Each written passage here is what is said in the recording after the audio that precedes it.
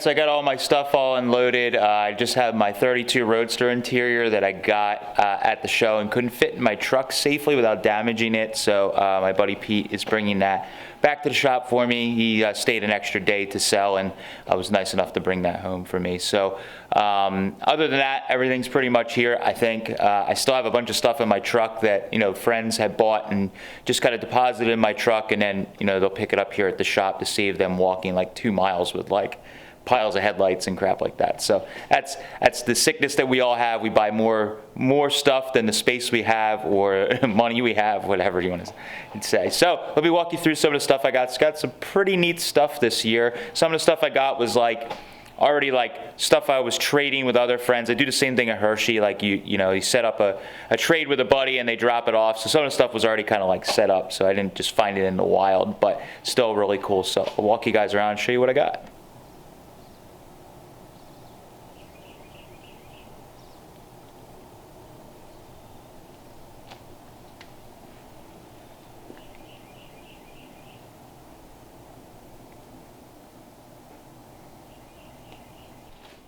All right, so we'll start from the left side here and work our way over. So these are actually the door cards for this 32 Roadster interior. It's all this nice saddle brown color and never been put in the car.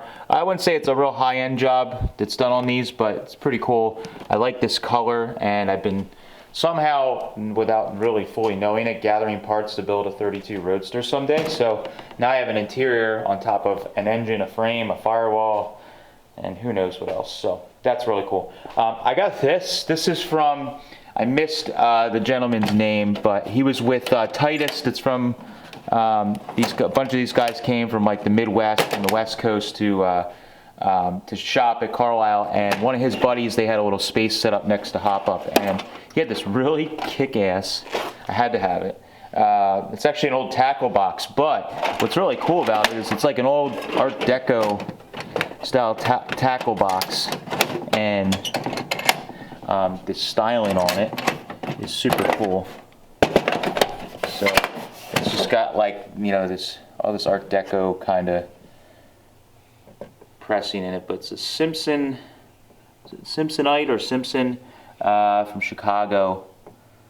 Still got the sticker on it. I mean, the latches are decorative. It's even got this little like wing design on the side. Super cool. So this is really cool. I thought as soon as I picked it up, I'm like, this would be neat for my traveling, you know, tool kit for whatever car you throw it in. If you're driving somewhere that's, you know, further from home than you normally go, or if you're driving a car that maybe, you know, as the first couple of drives, you might need some tools to tinker with it on the side of the road.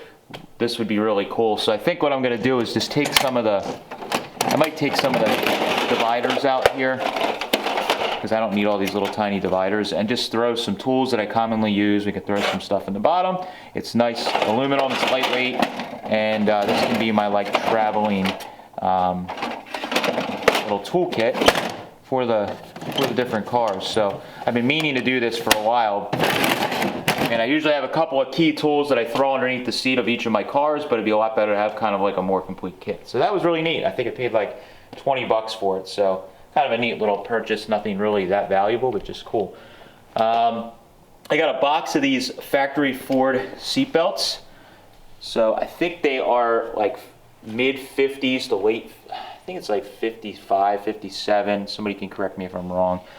Ford, these are factory Ford seat belts, and they kind of look like the military style seat belts, but I think this is when seat belts were an option for Ford. So I'm going to try and open one of these.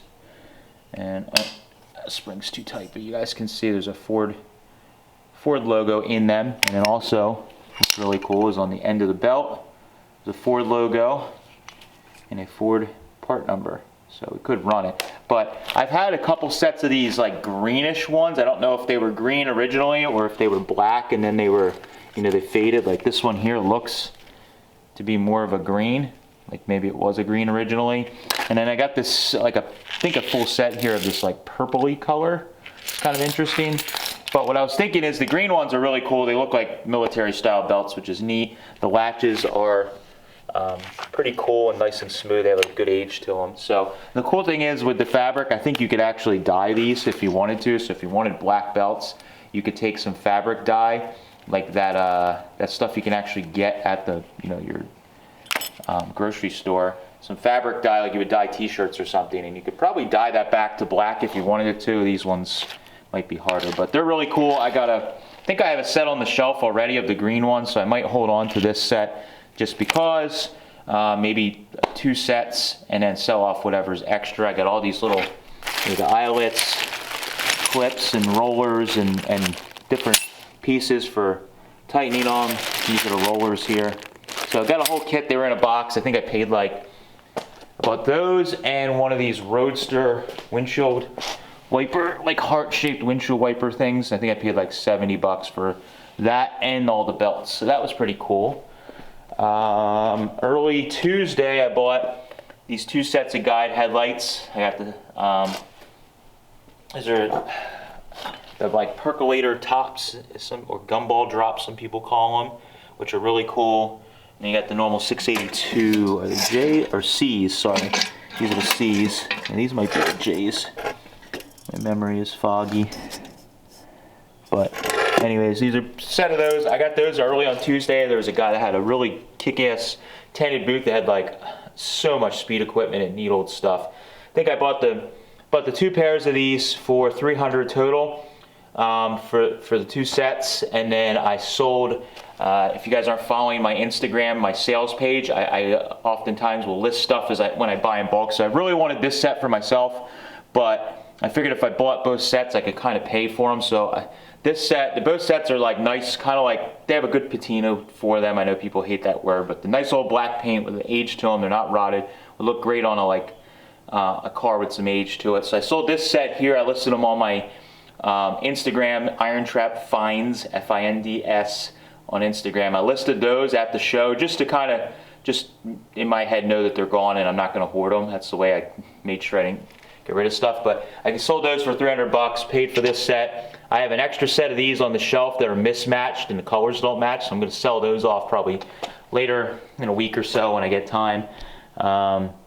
So yeah, that's that. So I paid for my second set of headlights, and then I'll get rid of my extra set, and then I'll make my money back. I'll actually probably make a couple bucks and get a free set of headlights. So I got this cool banjo Pontiac wheel. I think it might be an accessory wheel, but I'm not sure. Pretty rough, but there's a couple guys that are recasting these old wheels, so you can definitely get this done. Not cheap, but if you want an unusual wheel, this is definitely a good one. You could also, if you are feeling ambitious, you can definitely fix this. There's ways to do that, but this one's getting pretty far gone. But otherwise, you know, the centerpiece I think will clean up very nice, the horn ring, and you know, the actual wheel with all the trim pieces are actually in good shape. So that would be a good wheel to restore and put in something for sure. Got this Ford and Mercury parts book. I love getting these books because not everything is on the internet. So these have parts blowouts for 38 to 41 Mercury cars and trucks, which is really good. So a lot of times it's nice to have these. I'll try and find them in here like this. You know, so this is the blowout for what, 38, I think it is, maybe, or 39 Ford pickup. So it gives you like each of the pieces and the part numbers and how it all goes together for the grill. You know, that might be 41 or something like that, but gives you the part numbers. So this is really cool. You can kind of see part numbers. So if you're ever looking for a part, or you know, new old stock stuff you're trying to figure out. So this is the original one, dated May of 41. So that was really cool. I like keeping them around. If you can find them, they're handy if you're getting into really heavily into this stuff. So this here is probably my favorite thing I got at the show. Viewers Susan and Jeff came by a little while ago, and they bought one of the flathead blocks and some parts from Carl's pile that we gave them a good deal on. They were going to make some tables and stuff out of it. And Susan was taking some photos of the 34 and told me she's an artist. And at Carlisle they showed up and she presented this to me, the original that she drew. I think she said she had 30 hours into it. So incredible, I believe it's colored pencil and pen maybe, drawing that is just phenomenal. I mean, I'm blown away. So they gave that to me, which is crazy. And I'm really thankful for that. So it's just so awesome. So that is a great gift. And like I said, that was probably my favorite thing I got all week. It's incredible. So we've been thinking maybe it might be cool to do some prints of this. Susan is, like I said, she's an artist. She didn't charge me anything for it. It was just a gift. But maybe we'll do a small run of prints of these if anybody would be interested of the Skelly 34 and getting some prints. Drop us a comment down below, and maybe we'll make a small run of these and donate, split the money and donate a lot of it to Susan for her hard work. So that's that. All right, next. Got this cool like little horn ring piece that goes over a steering wheel, like a stock steering wheel, to dress it up. This is like an accessory you could buy back in the day. So it just clips onto the steering wheel with these little pieces. I've seen ones that kind of look like a banjo. And I got this really cool, this original Mickey Thompson Raider wheel, 14-inch, and there's a lot of layers to this. So it's a mobile, originally started as a mobile tire, and it's 950/14. Then they recapped it with a slick, and it's got its own custom, you know, grooving in here that somebody put on the slick, which is really cool. But this is really neat. It still holds air even, which is crazy. And I grabbed that. That's just a shelf item. I thought it was cool. Apparently I'm starting to collect drag slicks. I didn't know that, but I have an old Hearst set on the Schroll 34 or 32. Old Hearst set on there. And then this is the original set off the Schroll 32. So I guess I'm collecting narrow slicks. I don't know. Stupid, but it was a good price. Anyways, all right, keep moving here. So I got I was on the hunt to get some center lock stuff for these 18-inch Halibrands I have in case I decide to use them on the 33 3-window. I found these. Lynn Paxton is a very well-known racer, and he runs, I believe he's involved or runs the EMMR museum there, and he always has really great old race stuff at Carlisle each year, so I always go to see him. And he had these set of front hubs with original Halibrand knockoffs. Let's see. And gave me a great deal on them. I think I paid $100 for the pair of these, is what he was asking for them. They're left and right thread as they should be. And I think this would be a good start to making some adapters or pieces to mount my, got one sitting somewhere over here. There's a spare one I have, but these 18-inch Halibrand Indy wheels, I got a pair of them floating around. I think one's way back there, but to mount them on the rear of some sort of old Ford, that would be a good way to do it. And getting those knockoffs, original knockoffs, is really cool. So anyways, a couple of carbs. I got this from, got two things from my friend Nick the Bandit. Anybody that's been around early Fords for a while knows Nick. He's a New England guy that now lives in PA. And this is just an old chrome carb that he says is not usable. It's just a core. He had a pile of parts. So that's one I'll just put together and put on a shelf of one of my intakes. But the coolest thing I got from Nick was this. So this is for a Stuart Warner Ensign panel. It's an insert. And they made all these different inserts when you could buy the Stuart Warner panels. And there's a lot of, like, let me get them the light so you guys can see. There you go. So there's a lot of common ones, the engine turn panels. There's a really neat striped one, but I've never seen this one. It's really cool. So the Pagoda City Coupe has one of these panels in it, and I've been driving the car for, I don't know, 4 or 5 years or something. And I've never put an insert in. I've been kind of lazy. So this popped up, and this thing is super cool. I'm psyched on this. So I'm going to put this in the car. That's a winter project. I got a few little things I'm going to add and fix on that car this winter. So thank you, Nick, for that. Gave me a great deal on that. Kind of obscure item. Got a 32 radiator. That's an original 32 radiator. It was Record back in the day and never run. And it's a V8 radiator, so stock height. So that's a good one to put aside probably for Sweetheart Roadster. Got these really cool banger headers that I'm going to use on my Riley engine that's back there. I got headers in an auction, but they were modern ones. These are old ones that were welded together, and what's really cool is they used an old oil filter. I'm going to tilt these up. Try not to knock everything over. So this used, so when you want to uncork this is a really smart idea. They used an old canister oil filter, welded it in, and then they have the cap here, and they put some like asbestos or whatever you want to call it, gaskets on it. And that's how you tighten it up, and then you can run the exhaust for the street out the side here and probably under the car. But this is for a 4-banger engine, will fit Model A, Model B, but it was just really, really cool. So I had to have that. I think I paid up for it. The guy didn't budge on the price. It was like, this was, I think, $225.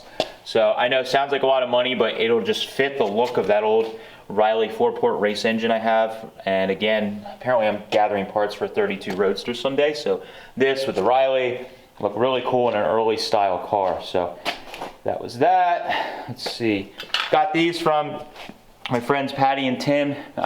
Patty's dad had a huge collection of stuff, and over the years she's been selling it off, and they show up to Carlisle and Hershey and always have neat stuff. So I was talking to them, and I actually had my hand like sitting on these as I was just, you know, shooting the breeze, and realized after I picked my hand up, these are pretty rare. So these are 37. So you can, if you look really close, you can see center. A quick way to see is if it's got 3 studs in the center, that's 21 stud. That's the quickest way to just at a glance tell how many studs it is. So I saw it had that. I'm like, oh, this is 21 stud. Of course, the part number, if you're geeky, we also know that. These are 37 aluminum, factory aluminum Ford aluminum heads, and they're 37, which is like a 1-year only head. So it's aluminum, 21 stud, center water outlet, factory aluminum heads, which is really odd. I've never seen or had a set. I mean, I've seen them in, you know, articles and threads and stuff on the internet, but never seen a set. So they had those. They're in great shape. I've been over to their place a few times to buy stuff, never saw these, so I'm pretty excited that I scored them and nobody else did. So got a good deal on those. I don't even know what I'm going to do with them. I've always had dreams of getting a 36 LB or 37 block from Carl's and building up an early style engine, so that might be a good excuse.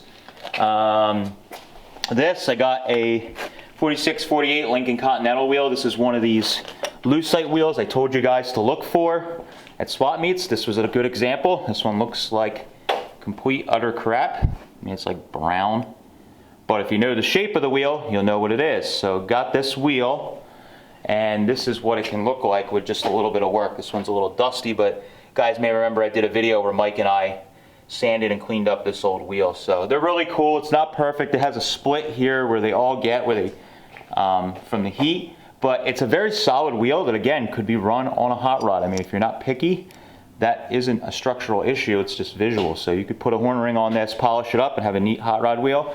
I may sell this one. So some of this stuff, because I have that other one already, I'm trying not to be too greedy. I may polish this one up and then offer it for sale on my Instagram, so make sure you follow for that. Got this unusual wheel that I haven't figured out what it is yet. It's in fantastic shape. It's got a keyway and it's got slots in it, or whatever you want to call it, splined, Jesus. But very unusual wheel. Something in my head telling me it's an old accessory wheel or something, but I know it has some kind of really neat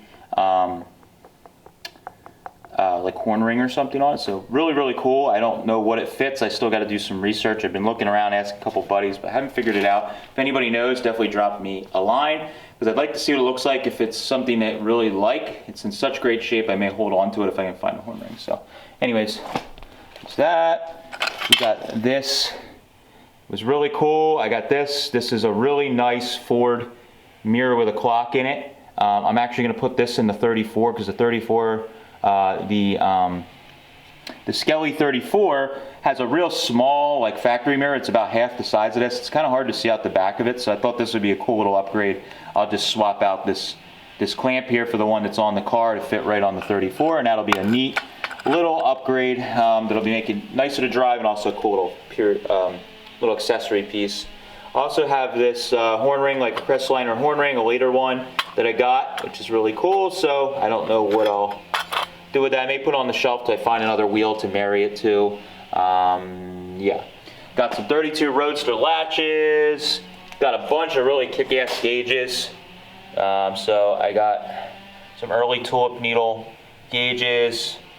It's like a duplex gauge. I think this, my buddy Nick that I was with, he's a gauge master, told me, I think that might be Rio or something like that, I forget. I have to look it up. Some more tulip needle gauges. This one's kind of neat. This is a Wings curved glass gauge for oil temperature, and it is a electric gauge, I believe. So that was kind of unusual. It doesn't use like a probe. So this is a kind of neat one. Got one of these motor minders. I think I have another one on the shelf, but it's a smooth bezel, and this one's got the step bezel on it. So if you guys are getting into this gauge stuff, I'm just kind of getting into it and getting myself educated. Like I said, my buddy Nick's really into them and has been kind of educating me. I've been learning, soaking up the knowledge from him. But I have this one here, which is a smooth bezel. This is a step bezel. So I'm going to keep these on the shelf with a bunch of my other gauges, so I can start putting sets together with all these cars that I got in the works. So that's cool. You guys got to see me actually. That's what I do. Just throw shit on the shelf and never leaves. Some old hot rod motorcycle style cycle fenders off like 36 spare tires. Got these neat, I think I don't know if they're reproduction or they were ever anything that was really old, but got these flathead head covers that are kind of cool. So I've seen them on some cars before. I don't know the history behind these, like if there was ones that were actually made in the 40s or 50s, or if it's kind of like a, 60s, 70s or 90s thing. But this is like an as cast set. Never run, but kind of neat. Never had a set. Probably put them on the shelf just for now. Who knows? Maybe trading fodder to a friend. These are like Cadillac style. They're 15 inch. And you can usually tell by the style clips on these that they're older. But these are some kind of like Lions or some kind of aftermarket brand caps, 15-inch with the Cadillac emblem, which is pretty cool. They look really neat on an old custom. So I think that's everything on the ground. So over here, got this old channeled seat that I think is out of a 32 or a Model A, I'm not sure yet, but it's just a real thin pleated seat that was really cool. I thought would be neat in a channel car. Got this old chrome axle. I think it's like 4648 or maybe 4647. Oh, it's got that. You know what? I think that's 48 there. But so old chrome axle, decent shape, not perfect, but the old chrome stuff's always cool. But what's interesting on this is they welded a plate in just to kind of give it a different look, and that's chromed as well. So that's kind of a neat thing. Got the spring, got the rear radius rods that were chromed. We only found, the guy only had one of these hairpins. Said he's gonna call me if he finds the other one that was with this axle. He thinks he lost it, which is really crazy. Have this, my buddy Ben actually brought this for trading fodder. This is an Edelbrock 3.2 for a small block, but the part number for you guys that are nerds about small block stuff, I'm just learning this. This is an early intake. It's made for like the 55 to 57 265s. There's a couple little small differences on it that tells you that. And Ben bought it with a pile of parts and actually gave it to me in future trade because it would be perfect on the Skelly 34. That's kind of like my stage 2 with that car, is if I pull the engine out to re-gasket it and refresh it, it would be cool to hop it up a little bit. So this would be the perfect period intake on it, and it's got just the right age to it. So that's a trade item. Got this Plymouth gauge panel, which or gauge cluster, which I think is, from memory, 33, I think. I have to look it up again, but I think it's 33 or 34, maybe even 32, but really cool. It's got the same shape as like a 32 dash, so a couple people I know have put these in 32s before.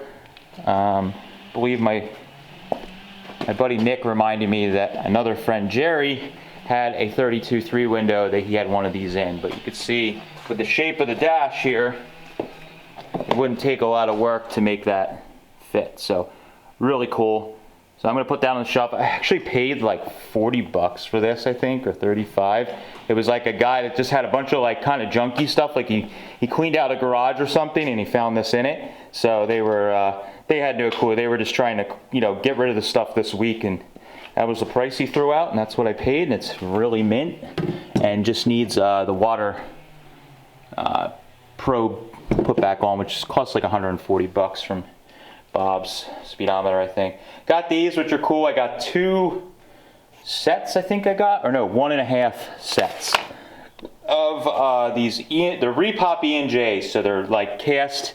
Somebody was making these back in the day, and these ones are polished up. I just taped them together, but they're like as cast. They're not drilled and tapped or anything, but they're E&Js that somebody remade. There was a guy making repops for a while. So I got this set here, and then I got this single one, but I didn't get a lens housing or ring for it. So I got this pair here.